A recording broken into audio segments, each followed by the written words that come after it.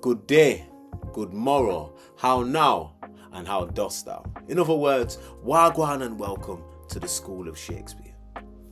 Now this is our weekly series, episode 2 of Shakespeare Decoded, where we explore and experiment with some of Shakespeare's most iconic moments, monologues, scenes and plays, decode the most complex texts and simplify things to make them entertaining, educational and empowering.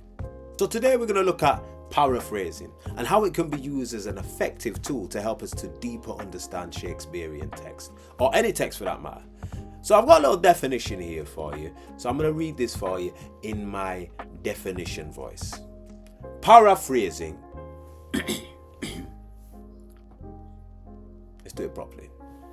Paraphrasing or rephrasing is the rewording of a text whilst retaining the original meaning. It involves expressing the same concepts as the original text, but in a new way. Paraphrasing can enhance clarity and effectiveness in conveying ideas. Hopefully that definition voice helped, right? Yeah, I know, it's good, isn't it? Anyways, let's get into why this is important. So here's the thing, right? Shakespeare isn't boring. Well, it can be. I'm going to be real with you, right? But when we get into the nitty-gritty of what's actually being said and what's there, it's got just as much drama and betrayal and jealousy and ambition and heartbreak as a Netflix series. You know what I mean? A drama or a soap opera or whatever. It just feels that it's irrelevant because of the language. And that often feels like a barrier that people can't get over, whether it's students or teachers. So let me ask you this. What if we're just looking at it from the wrong angle?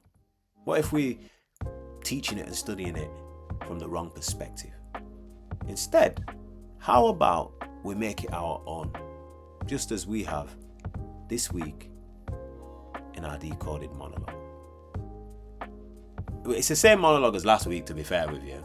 It's the same Romeo and Juliet monologue, but we found a little seasoning and spice on there, a little accent and whatnot, you know what I'm saying? Yeah, fam, yeah. Listen, I'm giving it away already. Just have a little watch, bruv. Have a little watch. Wait. Oh, yeah. And by the way, look out for the original text in the captions just there, yeah? See if it brings it to life in new ways and give me your feedback in the comments, because if you like it, if it works, we'll do more of these. Check out this week's Decoded monologue. Wait, hold on. What's that shining out the window up there? It's Juliet. And she's shining bright like the sun. Go on, Juliet. Shine bright and outshine that hater of a moon that's just hating on mine and your love. It's like it's already all pale and stale and sick with grief at the thought of our love. Oh, she looks good.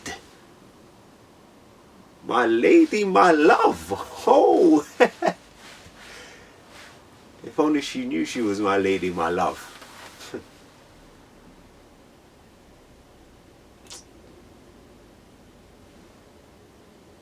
It's like her whole being speaking to me,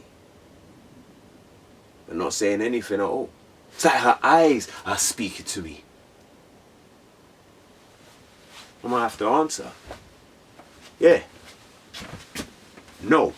It's not like she is speaking to me directly.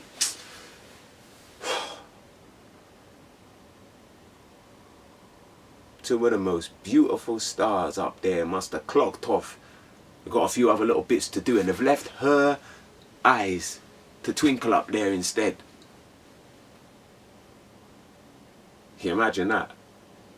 Her eyes up there, shining all bright, her beauty outshining all the other stars.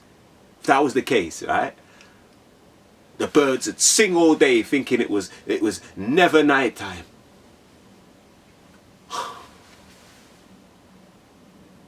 See how she leans her beautiful, beautiful face upon her hand. If only I was a glove upon her hand, man. Then I could touch that beautiful cheek.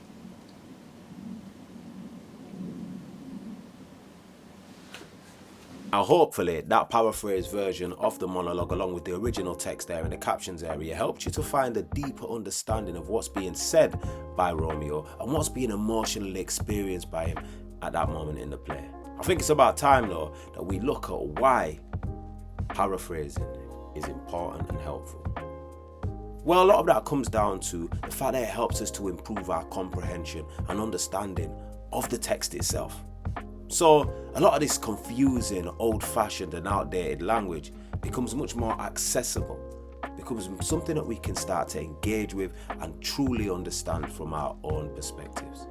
Another key thing to look at is the enhanced emotional connection.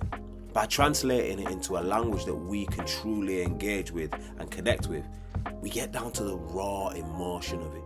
We start to truly understand it, not just on an intellectual level, but also on an emotional level. And we bypass all of the poetic structure, which can sometimes be a little bit too abstract and, let's face it, just downright confusing. The final point I would make is active engagement and learning. The process of rewriting something forces us to go deeper. We get critical, we get analytical, and we interpret the text in new ways. We start promoting better levels of retention and understanding of it.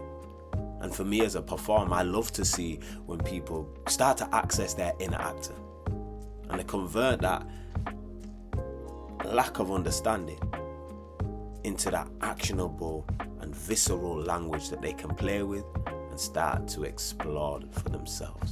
That's when it gets refreshing. That's when it becomes entertaining and educational and empowering for everybody involved. So that's my reasonings as to why paraphrasing is important. That's all we got time for on this week's episode of Shakespeare Decoded. But let me leave you with this. Shakespeare isn't just meant to be survived. Yeah?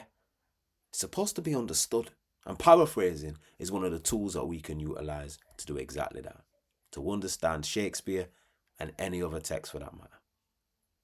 So until next time, as ever, good day and good morrow.